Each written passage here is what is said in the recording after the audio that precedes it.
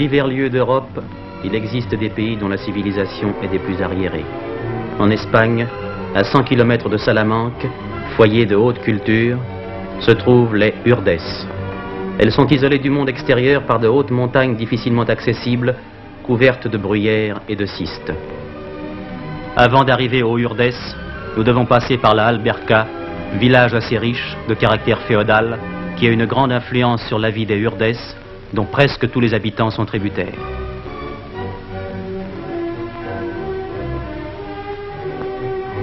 Voici l'église de la Alberca.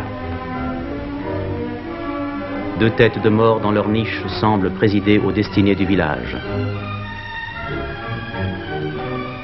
Les maisons ont généralement 3 étages et leur architecture est peu fréquente en Espagne.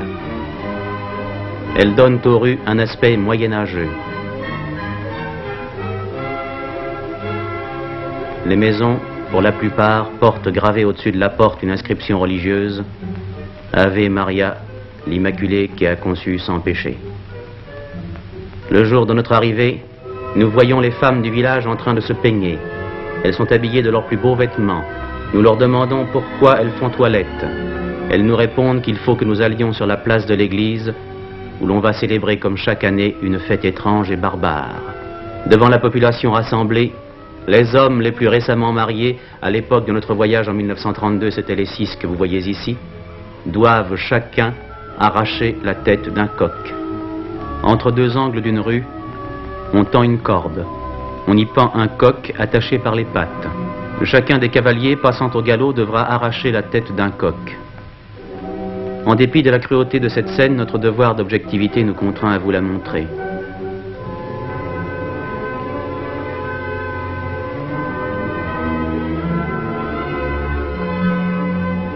On peut observer que la cruauté de cet acte n'est pas atténuée par la dextérité du cavalier.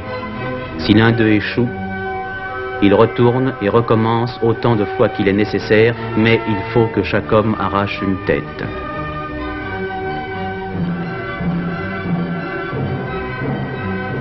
Cette fête sanguinaire cache sans aucun doute plusieurs symboles ou complexes sexuels que nous n'analyserons pas maintenant.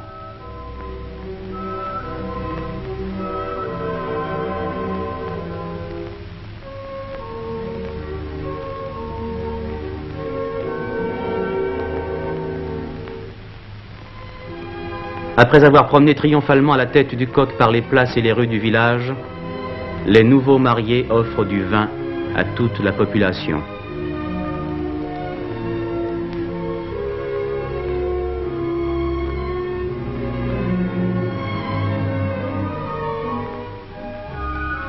Les échansons, en même temps que du vin, distribuent aux habitants des plaisirs par milliers.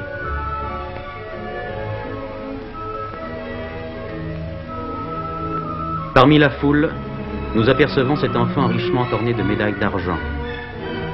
Bien que les images qui figurent sur ces médailles soient chrétiennes, nous ne pouvons nous empêcher de penser aux amulettes des peuples sauvages d'Afrique et d'Océanie.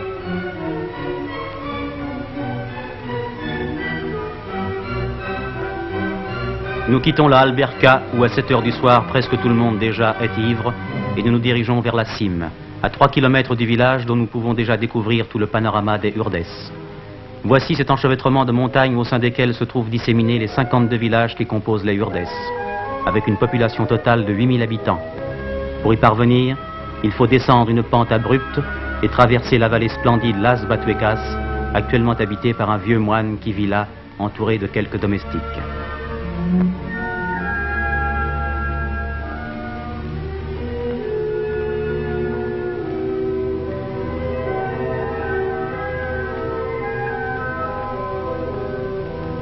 Cette vallée fut habitée 4 siècles durant par des moines, les Carmes, qui prêchèrent la religion chrétienne dans les villages les plus importants des Urdes. À part les quelques personnes que nous avons citées, le couvent se trouve inhabité et il n'en reste plus que des ruines au milieu d'un paysage d'une beauté grandiose et sauvage. Las Batuecas ont conservé des vestiges d'une vie préhistorique intense. On a trouvé dans leurs cavernes des peintures d'une exécution savante représentant des hommes, des chèvres et des abeilles.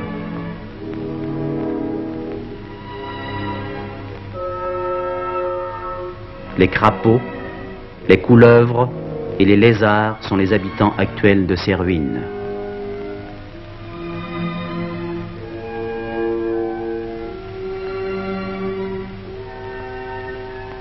La végétation est d'une grande richesse.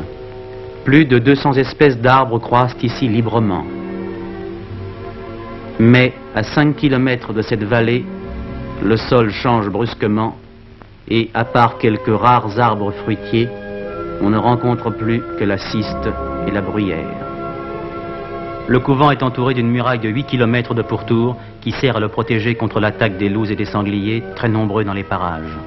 À l'intérieur de l'enceinte formée par la muraille se dressent, disséminées çà et là, les ruines de 18 ermitages signalés toujours par un ou plusieurs cyprès. Lorsque le monastère était habité, les anachorètes des ermitages devaient, à minuit, agiter leurs cloches. Du monastère, le prieur leur répondait avec la grande cloche. Derrière ces sommets qui appartiennent encore à Las Batuecas, commencent les Urdes. Nous les franchissons et nous voici en plein paysage des Urdes. Ce village, à cette île-là, est situé dans une des vallées les plus pauvres. Le bâtiment blanc est l'école de construction récente. Dans les rues à flanc de montagne, nous surprenons la vie quotidienne des habitants.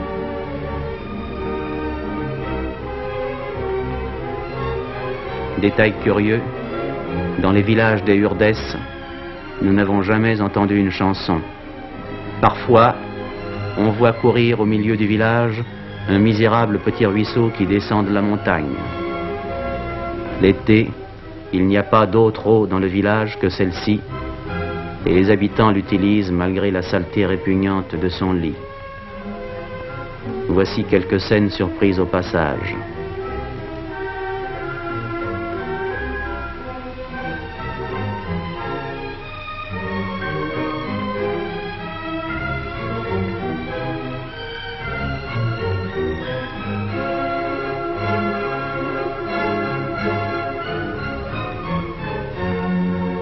Le ruisseau sert à tous les usages.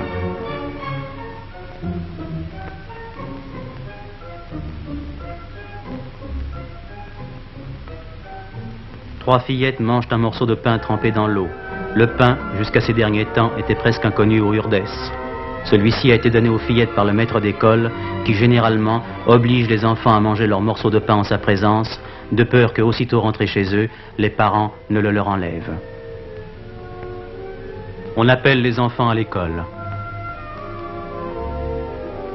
Ces gosses déguenillés qui vont pieds nus reçoivent le même enseignement que celui qu'on donne à tous les enfants qui fréquentent l'école primaire du monde entier. Les vêtements sont apportés par les Urdanos, qui émigrent pendant quelques mois de l'année sur les terres de Castille et d'Andalousie, où ils s'adonnent surtout à la mendicité. À leur retour au pays, ils partagent les lots de vêtements en échange de pommes de terre. En général, le costume du Urdano est tellement rapiécé que c'est à peine s'il reste un morceau de l'étoffe primitive.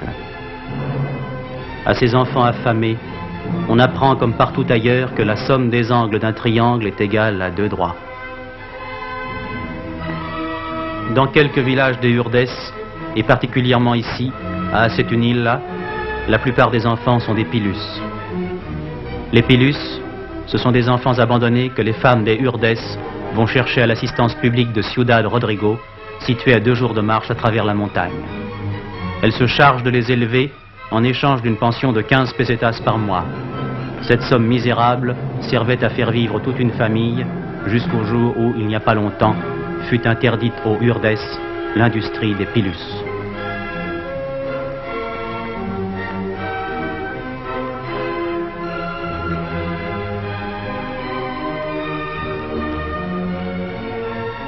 Une image inattendue et choquante que nous découvrons dans l'école. Que peut bien faire ici cette gravure absurde? Nous ouvrons au hasard un livre de morale que nous trouvons sur une table. L'un des meilleurs élèves écrit au tableau, à notre demande, l'une des maximes de ce livre.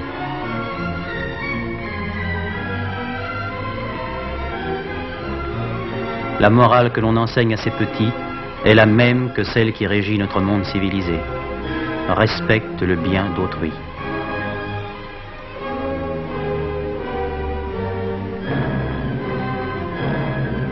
Dans cette vallée relativement riche, on rencontre quelques noyers, des cerisiers et des oliviers. Ceci est le village de Martinendran. Ces croûtes que l'on voit entre les arbres qui évoquent la carapace d'un animal fabuleux ne sont autre chose que les toits du village. À l'entrée du village, un chœur de tout nous accueille. La majeure partie des habitants est malade.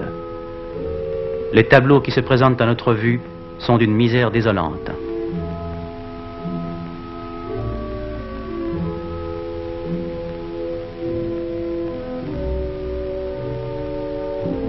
Le goitre est la maladie spécifique des Urdes hautes qui constitue l'objet principal de ce reportage.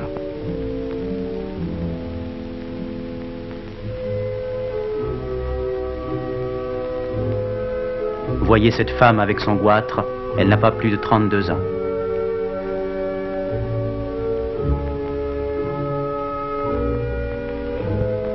Nous visitons le village accompagné de l'alcade de Martinendran.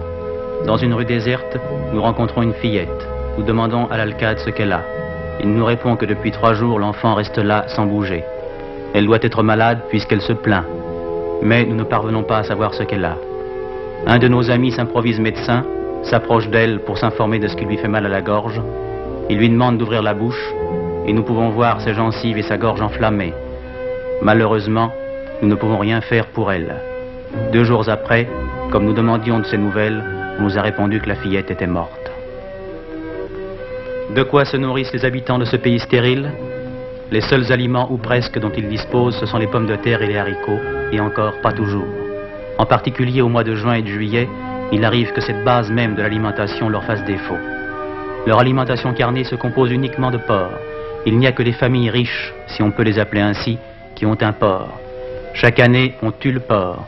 Sa viande est dévorée en 3 jours. Aux endroits les plus fertiles poussent des oliviers. Souvent, le fruit en est détruit par les insectes. La chèvre est l'animal qui résiste le mieux dans ces parages stériles. On réserve son lait aux malades graves. Il trempe dans ce lait le pain que les mendiants ramènent de loin et que l'on garde lui aussi pour les malades. On ne consomme de la viande de chèvre que lorsque l'une d'elles se tue, ce qui arrive quelquefois quand le sol est abrupt et les sentiers escarpés.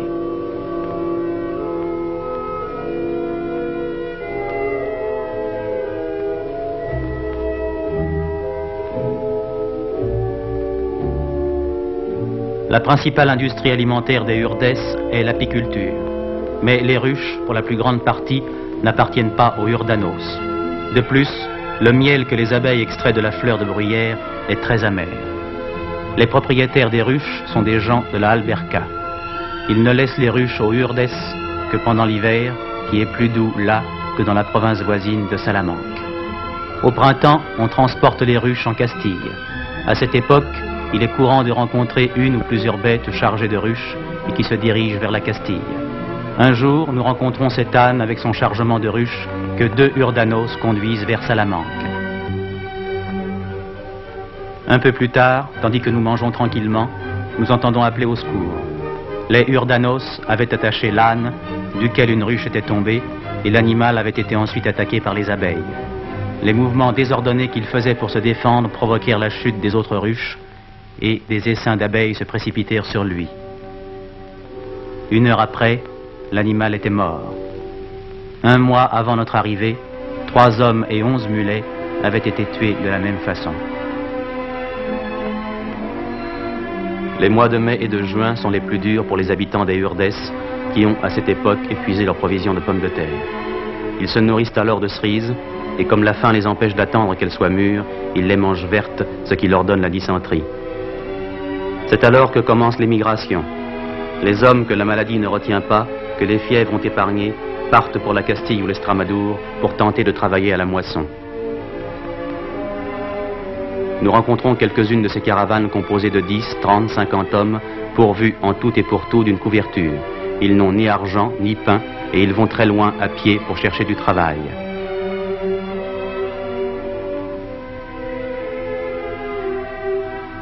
Nous croisons, plusieurs jours après, un groupe de ces hommes qui s'en reviennent comme ils sont allés, sans argent et sans pain.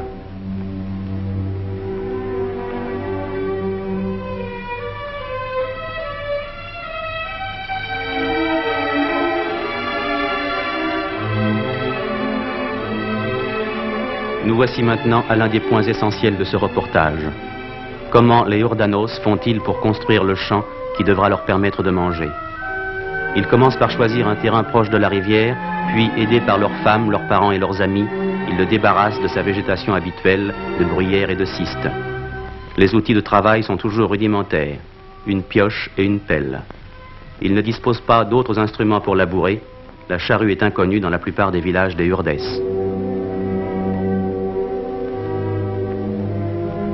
Une fois que le terrain est défriché, ils élèvent des murs de pierre posés l'une sur l'autre sans mortier. Ce mur protégera le champ des inondations hivernales. Quand le mur est construit, il leur faut aller chercher la terre végétale dans la montagne. Ils en emplissent leurs sacs qu'ils transportent ensuite à travers les ronces jusqu'à leur champ. Ce travail les occupe généralement plusieurs semaines.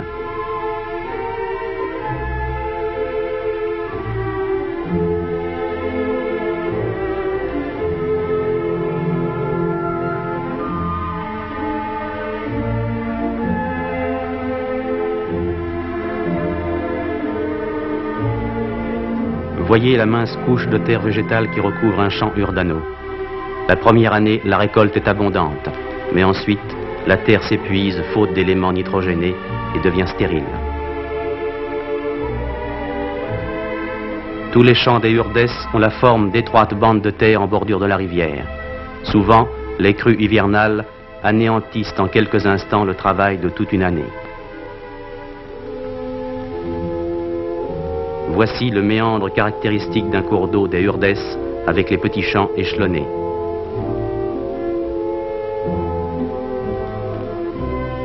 Faute d'argent et d'animaux domestiques, le Urdano ne peut pas se procurer d'engrais. Aussi doit-il aller chercher sur la montagne de quoi en faire, comme la famille que vous voyez ici.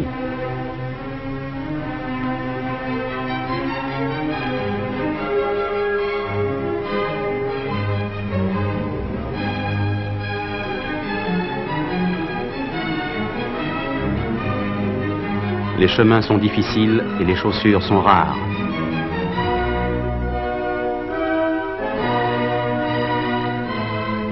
L'engrais le plus apprécié est celui que les Urdanos fabriquent eux-mêmes avec les feuilles sèches de l'arbousier, arbuste qui n'est pas très abondant dans ces montagnes. Une fois arrivés à un endroit propice, ils emplissent les sacs de ces précieuses feuilles. Mais en ces endroits, la vipère est un animal très répandu. L'un de ces paysans a été piqué au doigt il y a quelques jours par une vipère en cueillant les feuilles d'arbousier. La morsure n'est presque jamais mortelle de soi-même. Ce sont les Urdanos qui, en essayant de se soigner, s'infectent parfois mortellement.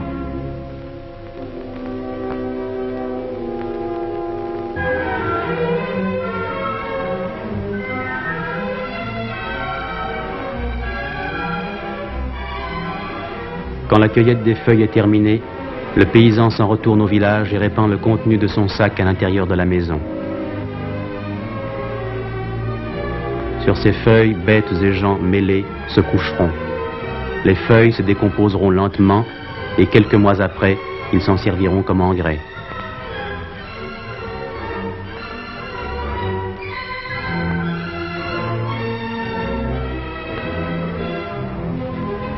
Voici la maison d'un habitant de Fragosa. Dès l'entrée, on marche sur le lit de feuilles qui ne fait jamais défaut dans les maisons des Urdanos.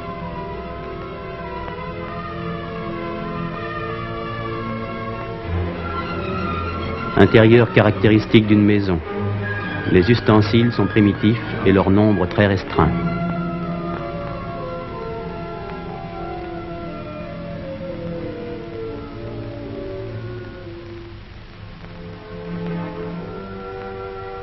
La fumée sort des maisons par où elle peut.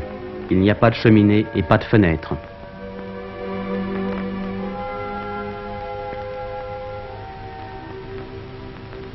En été, les cours d'eau sont presque à sec et ce fait est à l'origine du paludisme transmis par le moustique anophèle. On peut dire que tous les Urdanos sont paludiques. Cette maladie est à présent combattue par les médecins des 3 factories des Urdes. La larve doit monter à la surface de l'eau pour respirer. Si elle se tient parallèlement à la surface, c'est une larve d'anophèle. Si elle se tient perpendiculairement à la surface, c'est une larve de culex, moustique inoffensif. L'anophèle adulte se trouve dans toutes les maisons urdanas. On le reconnaît au fait qu'il se pose perpendiculairement au mur.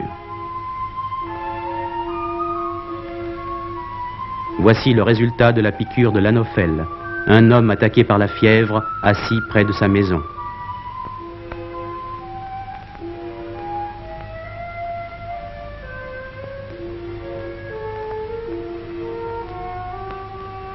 Nous rencontrons par les rues beaucoup de malades.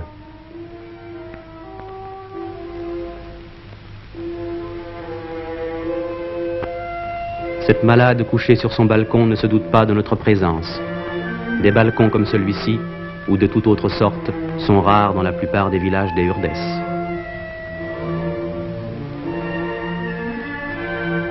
Les nains et les crétins sont en grand nombre dans les Urdes hautes.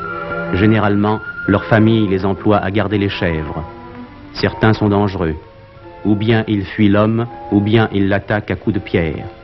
On les rencontre dans la montagne vers la tombée de la nuit, alors qu'ils regagnent le village et nous eûmes de grandes difficultés pour arriver à filmer quelques-uns d'entre eux. Le réalisme même d'un Zurbaran ou d'un Ribera reste encore bien en dessous d'une telle réalité. La dégénérescence de cette race est due principalement à la faim, au manque d'hygiène, à la misère et à l'inceste. Le plus petit que vous voyez ici a 28 ans.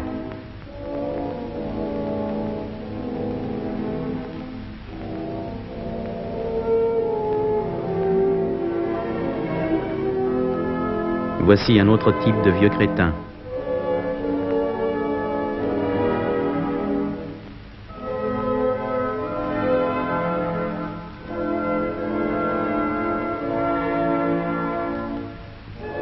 Un autre crétin.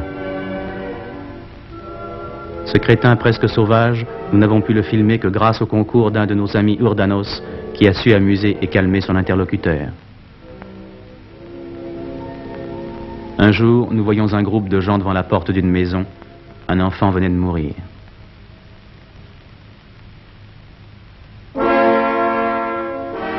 La mère.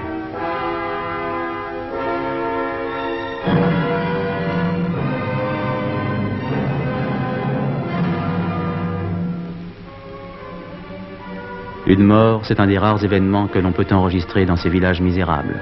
Les femmes accourent en masse à la maison mortuaire. On nous a expliqué les complications qu'entraîne le transport de cadavres du fait que dans beaucoup de villages, il n'y a pas de cimetière. Il a fallu que l'on transporte cet enfant jusqu'au cimetière de Munio-Moral et nous décidâmes de le suivre.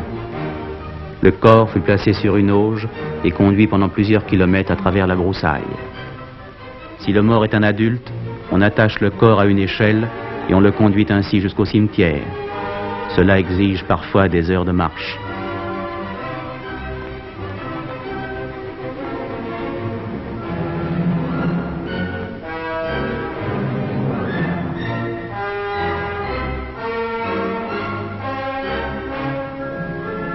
Vous voyez ici le passage d'une rivière avec le cadavre.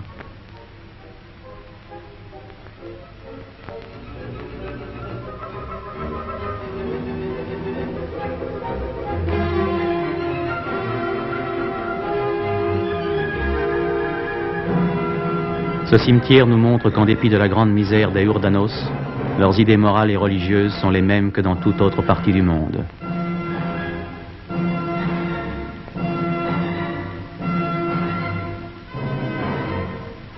L'emplacement des tombes est indiqué par une croix ou un morceau de bois.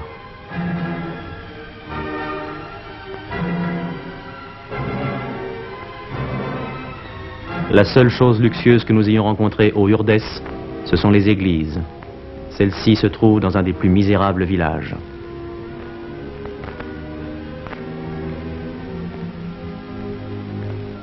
Un intérieur parmi les plus confortables. Il y a ici le père, le fils, la bru et les deux petits-enfants. Au mur, la présence de ce papier découpé et l'alignement des couvercles attestent un certain sens de la décoration. Dans quelques villages, une femme parcourt les rues la nuit, c'est la criée de la mort. Elle va, agitant une sonnette, et parfois s'arrête pour psalmodier une prière.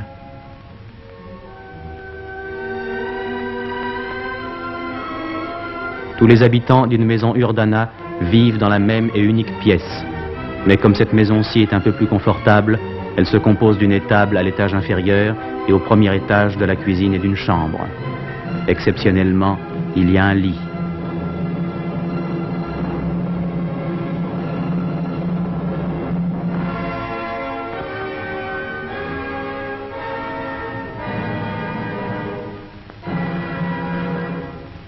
Les Urdanos se couchent tout habillés en hiver. Ils portent leurs vêtements jusqu'à ce qu'ils tombent en lambeaux. Voici ce que dit cette femme. Il n'y a rien qui tienne mieux en éveil que de penser toujours à la mort. Récitez un Ave Maria pour le repos de l'âme de...